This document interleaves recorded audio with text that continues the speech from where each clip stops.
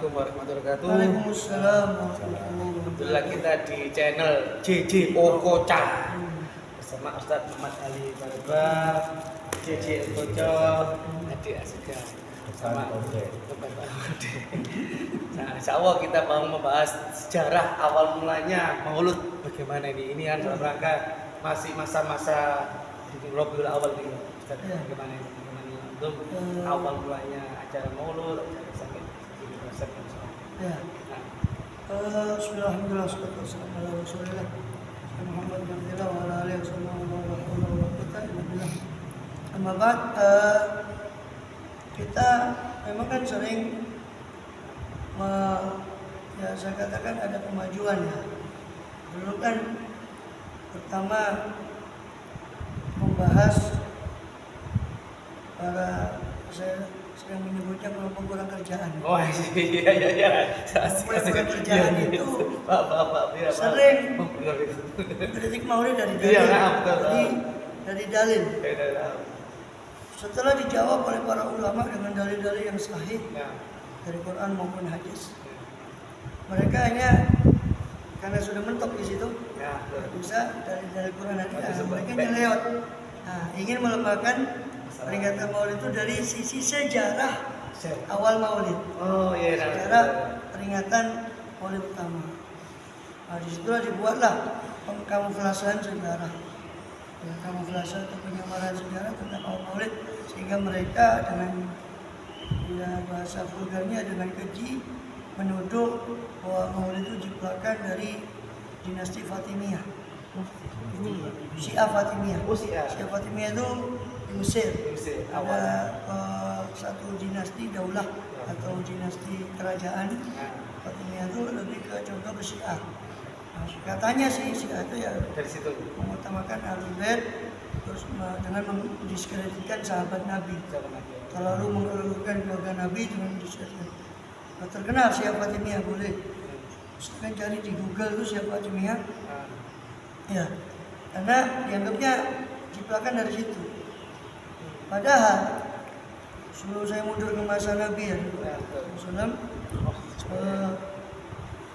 itu saya lontarkan sedikit satu pernyataan. Sebetulnya kata para ulama yang memperingati kelahiran beliau SAW, yang pertama kali memperingati kelahiran beliau adalah beliau sendiri. Nah, ini malah memang kan dianggapnya loh kan sejarah pertama kali peringatan Maulid itu katanya dinasti Fatimiyah. Ya. Kemudian ada seorang raja, Raja Irbil satu wilayah perbatasan antara Irak dengan Yordan. Nah, Raja Irbil itu Malik Muzaffar namanya. Dia itu iparnya Salahuddin Al-Ayyubi. Ya. Kita tahu lah siapa Salahuddin Al-Ayyubi itu pemersatu kaum muslimin ketika masa perang salib.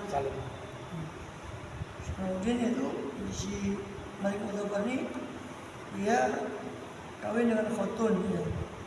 Saudarinya Salahuddin Al-Ayyubi. Nah, kemudian itu sekitar tahun 500-an.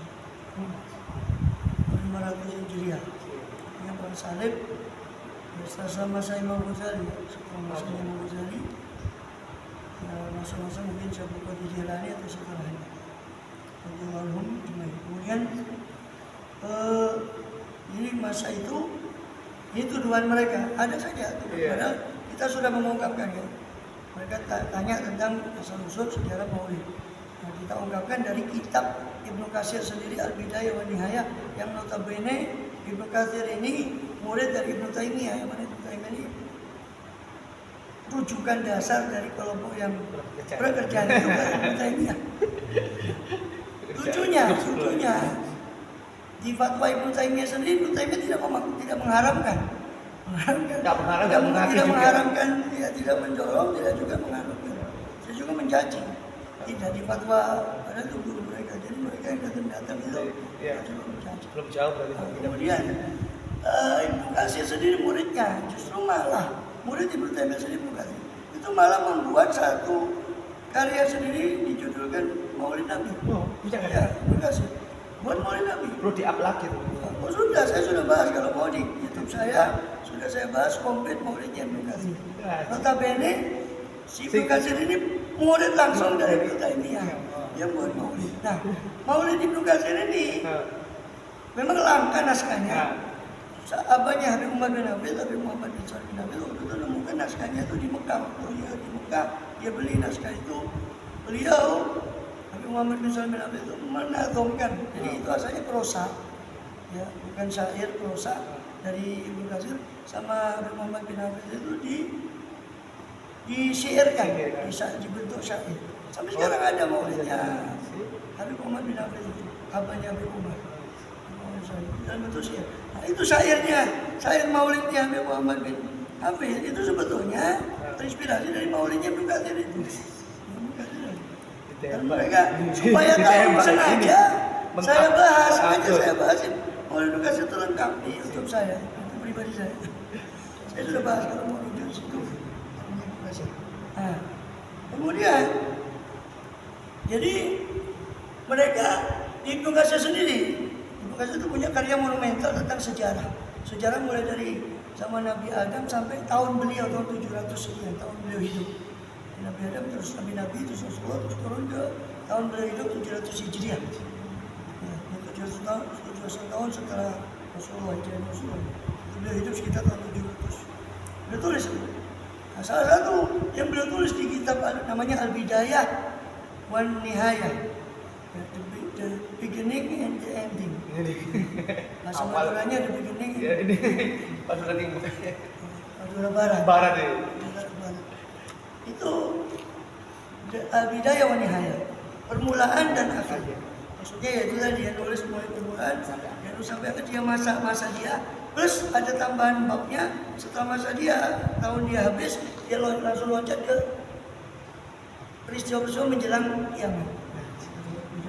Dia tulis pada tahun 500-an itu, ya, dia tulis ada seorang raja kata dia yang sangat adil, raja itu sangat raja yang soleh, raja yang cinta kepada ilmu dan ahli ilmu. Dipuji sama Ibnu Katsir. Jadi narasinya di situ itu narasi pujian kepada raja. Nah, biasa kelompok pekerjaan ini kalau tidak manipulasi dalil dia tidak enak. Dimanipulasi sama dia dianggap si Ibnu Katsir ini mencela si raja itu. Karena si raja itu memperakarsai maulid. Karena tidak ada. Silakan rujuk sendiri di kitab Ibnu Katsir yang asli. Ibnu Katsir ya, Al-Bidayah Nihayah yang sudah tersebar. Itu situ malah Ibnu Katsir itu malah memuji raja itu sebagai raja yang soleh, raja yang peduli, dia cinta kepada ulama. Raja namanya Malik Mudzaffar tadi, ipar daripada Salahuddin Al-Ayyubi. Kemudian mengumpulkan para ulama, para syu'ara, penyair, rakyat biasa, semua dikumpulkan sangat meriah sekali. Ya, acara itu dibacakan seluruh kisah Maulid Nabi dari Ibnu Dihya namanya. Seorang ulama pada zaman itu namanya Ibnu Dihya. Tabsyir fi Maulidil Bashir Nadir kalau tidak salah juga. Tabsyir fi Maulidil Bashir Nadir. Sayangnya naskah Maulid pertama itu tidak sampai ke kita. Naskah itu tidak sampai ke kita habis di telan zaman. Tidak sampai naskahnya Ibnu Dihya. Sampai dihadiahi uang dinar emas. Berapa dinar emas itu? Untuk penghargaan sebagai karya tulisnya si Ibnu Dihya ini berupa kisah Maulid Nabi. Apa? Karena di situ sebagai supaya mereka mengharap ada inspirasi. Ketika itu kaum muslim terpuruk dalam perang salib, sehingga bercerai-berai mereka. Syariat Islam sudah mulai dia. Terus apa kiranya bisa memicu? Nah, ada inspirasi di situ. Nah, sebetulnya kalau di Bidayah Nihayah bukan sesuatu yang dicakapkan oleh si kelompok pekerja ini. Saya nulis di blog saya pribadi itu sampai berapa? Blog saya pribadi sampai berapa kan? Untuk jawab di yang kurang kerjaan. Masanya apa? Sangat memesongkan. Ya, memesongkan sejarah, menyimpangkan sejarah sangat-sangat. Maka saya gertak di situ. Dia katanya dia nukil dari kitab yang Makrisi. Saya bilang di situ di tulisan saya bahwa saya punya, insya Allah hampir semua tulisan Makrisi saya punya. Kamu ngambil dari mana kan ya? Itu enaknya saja dia cuma tulis Makrisi, dia tidak tulis judul kitab apa. Karena karya Makrisi itu banyak. Dengan itu katanya di atas nama Makrisi ini dia katakan bahwa Maulid Nabi itu sumbernya dari Syiah Fatimiyah katanya. Saya cek di kitabnya Maghrizi, karena dia ngomong, walaupun dia tidak nyebut nama kitabnya. Saya cek insya Allah hampir di semua kitabnya Maghrizi. Yang tentang apa? Tidak ada yang dia sebut. Satu-satunya yang dia sebut di kitab Maghrizi itu yang tersebut tentang Maulid. Itu dia salah paham. Maulid itu yang dimaksud itu ternyata di konteks kitabnya Maghrizi itu Natal. Natal itu kan kelahiran. Al-Maulid bahasanya, bahasa Arabnya Maulid, kelahiran. Nah, jadi yang dimaksud, dia maksud kelahiran itu bahwa ketika dinasti Fatimiyah itu kan ada Kristen Ortodok Mesir, ada Kristen Ortodok Mesir, sama Tuhan diberi keleluasaan. Bahkan ditulis di antara keleluasaan yang diberikan oleh Syiah Fatimiyah itu perayaan-perayaan tertentu. Di antara perayaan yang diresmikan oleh negara tentang Natal itu Maulid. Nah, itu yang rupanya, baru saya enggak. Ini yang dianggap katanya jiplak dari Syiah Fatimiyah. Nah, ternyata sebetulnya dia nggak usah jauh-jauh meloncat ke kitabnya Maghrizi. Dia di kitab Bidayah wa Nihayah saja setelah Malik Muzaffar, sebelum menyebut Malik Muzaffar tahun 500 awal 500 itu ada namanya Syekh Umar Mullah di kitab yang sama dengan kitab yang juga nggak usah cek kemana-mana. Di kitab yang sama, di kitab Bidayah wa Nihayah itu disebut namanya Syekh Umar Mullah. Nah, Syekh Umar Mullah ini juga saya tulis di, kalau mau enggak apa-apa ya promosi. Ya, enggak apa-apa. Nanti ada rujukan kalau emang dia. Saya kalau mau dengan tahun-tahunnya lebih jelas, itu saya sudah tulis untuk jawaban bagi saya dikasih judul jawaban bagi pengingkar Maulid. Sampai berapa jilid saya? 1, 2, tulisan berapa makalah, 1, 2, 3 besok. Itu lengkap sekali. Gara-gara kan kurang kerjaan, ini kan nambah kerjaan kita. Ya, namanya saya kasih mau kurang kerjaan. Di situ boleh di Muhali barakbar.blogspot.com kalau mau lihat nanti di YouTube-nya beliau ada live juga. Ada live. Kalau mau lihat edukasi di YouTube saya ada pembahasan Maulid Bekasi lengkap. Jelasnya. Ya. Muhammad Ali Barakbar. Walaupun kalau jenengan ini tidak bisa hidup di dunia nyata, di dunia maya bisa mengikuti YouTube-nya beliau. YouTube saya isinya cuma ngaji aja. Iya, jadi mau ngaji, mau apa katanya, ini menikmati santai aja. Jadi kita punya apa kita bahas di sini. Dialog santai aja. Santai aja. Kalau ingin serius atau lebih tajam lagi pembahasan, nanti langsung ke tempat saya. Harus itu harus ada gitu. Itu.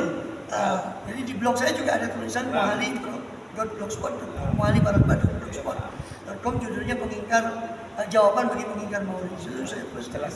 Saya Umar Mullah itu di kitab Bidayah wa Nihayah. Ternyata saya telusuri apa iya kan memang yang terkenal. Terus terang tentang saya Umar Mullah ini belum banyak dibongkar oleh para penulis. Saya sengaja nulis itu. Ya saya ada hikmahnya. Gara-gara kalau mau kurang kerja ini saya bongkar kitab lagi.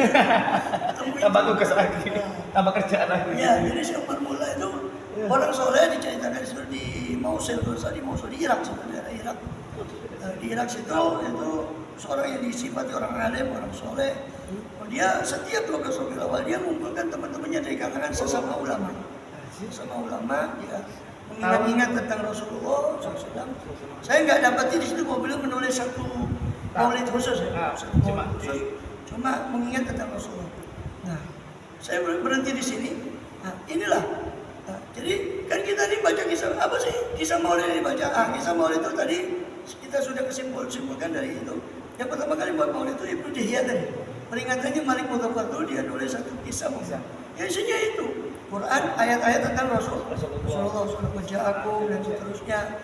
Kemudian hadis-hadis tentang Rasul. Ya itu isinya kisah maulid itu. Ya, itu isinya hadis-hadis tentang Rasul, tentang kehidupan Rasul dari sahabat.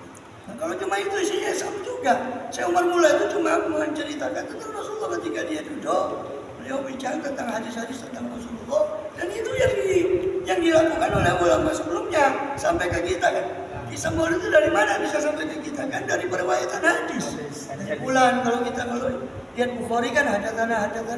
Ya telah menceritakan pada saya bulan, telah menceritakan bulan telah sampai kepada tabiin sampai pada sahabat. Nah, ya itu yang sebetulnya terjadi. Para sahabat mengenang kejadian mereka bersama Rasulullah SAW zaman hidupnya waktu Rasulullah wafat. Mereka menceritakannya ke generasi tabiin muridnya. Sahabat tabiin menceritakan lagi sampai ke kita. Nah, dengan itulah bisa sampai ke kita kan gitu. Nah sudah kan sama aja gitu. Mau lihat apa? Sama dengan sahabat ceritakan tentang Rasulullah dulu tuh begini, Rasulullah dulu tuh begini. Ya sama dengan itu. Cuma karena rawinya pas mungkin coro Arab, jadi dikiranya kita dibaca japa mantra. Itu tadi. Akhirnya dibid'ahkan. Dibilang bid'ah, mungkin dianggapnya kita sama baca ngumpulnya, mantra. sama ngumpulnya itu tadi. Nah, kita sudah dikonter satu-satu oleh para ulama. Jadi itu hakikatnya. Jadi saya Umar Mula bukan inspirasi, nggak ada sama sekali inspirasi dari Syekh Fatimiyah atau apa. Mereka sengaja mereka. Paham ya kronologinya? Dari awal. Ketika sudah dibahas Maulid secara Quran hadis, mereka sudah ada celah lagi dari sini, mereka cari celah lain, celah sejarah. Nah, sejarah pun itu mereka membelokkan dari sejarah yang aslinya. Betul. Akhirnya Syekh Umar Mula itu inspirasi Syekh Umar Mula. Dan Syekh Umar Mula mengatakan di tradisi sudah ada. Sebelum Syekh Umar Mula kata beliau, di tradisi itu sudah ada. Berarti kan mungkin Allah alam ya kan. Tahun 500 dan ada keterangan Syekh Umar Mula diambil dari dia ngambil dari gurunya yang semuanya orang-orang soleh. Tradisi seperti itu ya. Adapun dikatakan mungkin umpama masih kurang kerjanya. Iya, itu ngontar lagi ke kita. Loh, betul, oke lah, kita terima. Mungkin umpama dia mengatakan kita terima menceritakan Maulid itu, menceritakan Rasulullah itu ya sudah pernah. Tapi kenapa harus di 12? Waktu awal. Nah, kita ambil lagi jawaban dari Sayyid Muhammad Maliki di kitabnya Awal Al-Itibar Maulid Rasul. Nah, itu di situ disebutkan ya, bahwa siapa yang bilang bahwa kita ini cuma memperingati Nabi pada 12 awal. Saya sering memberi analogi begini. Kita punya keluarga ya kan, istri. Sebelum dicoblo ini. Ya, itu apa? Istilahnya ketika lewat hari pernikahan, itu kan momennya kan agak beda kan gitu dari hari-hari lain. Bukan berarti kan, kita nggak bisa mengatakan bahwa kita cuma mengingat istri itu cuma pada hari pernikahan saja, kan nggak begitu. Nah, cuma ada lewat di tanggal tertentu yang itu merupakan tanggal pernikahan atau apa tanggal bersejarah. Nah, itu ada perasaan yang berbeda. Gitu. Nah, cuma itu. Jadi bukan berarti kata Syekh Muhammad Maliki salah kalau kamu mengatakan kita mengingat Rasulullah cuma 12 Rabiul Awal. Nah itu. Jadi keliru kalau kamu mengatakan begitu. Nah, cuma ketika lewat tanggal itu ada momen kita mengingat Rasulullah di setiap hari. Bahkan kata beliau di setiap saat kita minum. Baca bismillah itu mengingat sunnah. Sunnahnya Rasulullah SAW. Kita berpakaian ada sunnah Rasulullah, cara berpakaian kita masuk keluar rumah dan sebagainya. Harusnya begitu idealnya begitu. Sebagai Muslim, atau sebagai umat Muhammad SAW yang mengingat beliau melalui sunnah-sunnahnya setiap hari. Nah, cuma pas momen lewat itu kan tentu ada kesan yang istimewa. Ya, itu yang maksudnya bukan berarti kita membatasi. Berarti kamu ibadah di hari tertentu. Taruhlah ibadah. Mengkhususkan ibadah tertentu sama itu bukan menganggap itu memang bagian dari inti syariat, itu tidak ada masalah. Contohnya di hadis Bukhari ini ketika sahabat Khubayb bin Adi ketika mau dihukum mati oleh kafir Quraisy, tertangkap dihukum mati. Dia sholat 2 rakaat sebelum dihukum mati. Dan disebutkan di hadis Bukhari itu Khubayb ini awal man sanna sholat minal qatl. Dia orang yang pertama kali mentradisikan sholat sebelum dihukum mati. Nah, nggak ada hadis Rasulullah, silakan cari. Rasul pernah bersabda, siapa kamu mau hukum mati terus kamu sholat, tidak ada yang punya gitu. Nah, tapi dan kalimat Khubayb yang pertama kali berarti kan dia seolah-olah membuat tradisi. Nah, tapi kan dia sama sekali tidak menganggap itu bagian dari syariat bahwa atau syariat menegaskan itu, tapi dia memahami dari hadis Rasul bahwa sholat itu sebaik-baik tempat. Kapan saja boleh selama bukan waktu yang diharamkan. Sholat. Ketika dia ingin dihukum mati dia sholat, karena sholat itu sebaik-baik ibadah. Nah, Bilal orang yang pertama kali mentradisikan sholat sunnah wudu. Kan gitu. Itu berarti apa? Berarti Rasul mengajarkan juga sampai membuat bid'ah. Ya kan tidak begitu konsepnya kan gitu. Jadi mengkhususkan tertentu dalam hari tertentu, selama itu bukan suatu pakem, memang kita kan meyakini itu bukan suatu pakem yang Quran itu langsung, itu boleh-boleh saja dari suatu.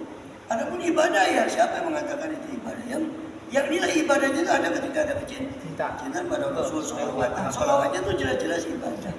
Ayo cuma datang ikut-ikutan saja, ya. Nggak ada apa-apa ya. Itu pun dengan rasa emak. Itu pun masih itu nggak dianggap apa yang mau dinilai ibadah. Walaupun ada rahmat Allah yang luas di situ. Itu apa Allah kalau mengatakan orang duduk di majlis baik itu pasti ada. Paling tidak kan masa ya duduk gitu, dia kan timbul itu yang dinilai, bukan sekedar duduknya saja. Kalau duduk saja ya daripada nongkrong di tempat lain. Kalau dikatakan oke lah, loh, kan tadi saya rujuk ke perkataan yang pertama kali menyerayakan maulid itu ya Nabi sendiri. Dari mana? Beliau ketika ditanya hari Senin, beliau puasa. Ditanya, ya Rasulullah, jangan puasa hari Senin ini kenapa? Fiulit tuh hari itu saya dilahirkan. Kan seolah-olah beliau bersyukur atas hari lahirnya, kemudian beliau wujudkan syukur itu dengan puasa. Nah, terus dikonter lagi dengan orang agama. Rasulullah puasa, kamu kok memperingati dengan cara maulid dan sebagainya. Begini, ini terlalu kepintaran, terlalu pintar. Jawaban kita bagaimana kalau begitu? Kita jawab bahwa ibadah dalam syariat itu ada pakem, nggak bisa dirubah-rubah diutak-atik. Sholat itu nggak bisa diutak-atik. Subuh 2 rakaat itu sudah dari sononya sudah bisa. Nah, tapi ada zikir itu ibadah yang leluasa. Boleh jumlah berapapun, boleh dalam keadaan sendiri boleh, atau bareng-bareng boleh, tidak ada ayatnya. Zikirlah bareng-bareng tidak ada. Zikirlah sendiri-sendiri ya tidak ada. Zikirlah agak keras, tidak ada juga ayatnya. Zikirlah pelan saja, tidak boleh keras, tidak ada. Nah, artinya suatu ibadah yang memang dari sononya sudah diberi keleluasaan, tidak dibatasi. Terlalu pintar kalau kita membatasi sendiri gitu. Nah, yang kepintarannya nggak boleh kita membatasi sesuatu yang syariat sendiri tidak membatasi.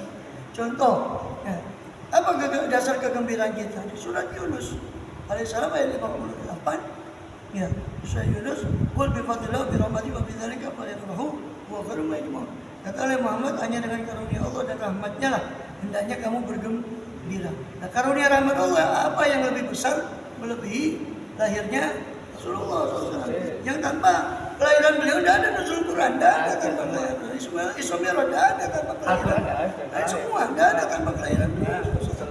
Nah, maka dan sedangkan ayat itu menyuruh kita gembira dengan karunia Allah. Karunia apa yang lebih besar gitu. Nah, oke lah, umpama mereka terima ayat itu, oke lah. Gitu. Tapi kan Rasulullah memperingati benar puasa. Kamu kan itu jawabnya tadi kita sudah bahwa ibadah yang Quran tidak membatasi. Quran kan cuma sekedar menyuruh bergembira dengan rahmat Allah. Quran tidak membatasi dengan sholatkah, dengan puasakah. Tidak ada ayatnya secara khusus. Dan gitu. Maka itu boleh dengan apa saja. Selama tidak menabrak koridor, itu tidak boleh dengan minum-minum. Artinya selama dalam koridor syariat dengan sodako. Ini 29 awal saya mau sodako. Silakan, jadi benar. Baca Quran. Boleh, tidak harus mengadakan maulid. Nah, ada peringatan maulid itu baru yaitu tadi merujuk ke peristiwa Malik Mutabarrah. Peringatan maulid kita kenal dengan adanya Pak. Mengumpulkan orang, terus ada qasidah, ada macam-macam. Nah, itu baru populer itu ketika Malik Mutabarrah. Itu mendapati bentuknya, baru mendapati bentuk yang seperti itu kurang lebih pada saat Malik Mutabarrah itu tadi yang sudah kita bahas tadi. 500 saya ini sekarang berlomba-lomba, bahkan setelah itu berlomba-lomba ulama menulis tentang kelahiran Rasulullah SAW. Dan di situ di kelahiran Rasulullah terdapat kecerdasan ulama zaman itu. Apa kecerdasannya? Ya. Orang kan tidak mungkin mau belajar sejarah Nabi secara utuh. Berapa lama dia belajar? Nah, di kisah Maulid itu diringkaskan sejarah Nabi mulai dari kandungan, lahir, walaupun diringkas. Nah, itu kecerdasan ulama kita dulu. Coba nggak ada peringatan, mungkin nggak ngerti sama sekali sejarah Nabi. Minimal setahun sekali pasti dibacakan. Tahun lagi diulang lagi. Kalau minyak coro Arab, nah itu saya bilang.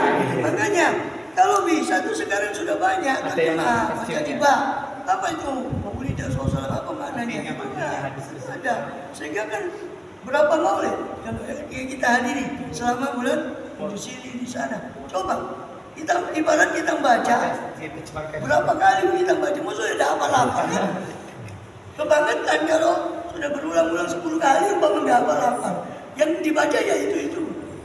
Nah, jadi Itu kecerdasan ulama. Dan yang ngarang maulid itu orang luar biasa. Ibnu Dihya itu ahli hadis. Imam Jibai itu ahli hadis. Ngajar Bukhari itu 100 kali. Saya Bukhari sekian itu beliau ngajar 100 kali. Imam Jibai, saya Abdurrahman Jibai. Imam Barzanji itu ahli hadis di Madinah. Saya Muhammad Azab, Maulid Azab saya ahli hadis, Maulid Situduron itu beliau para ahli hadis. Bukan ulama yang ecek-ecek, yang mengarang nyusun tentang kisah Maulid Nabi. Seperti itu. Nyantuk.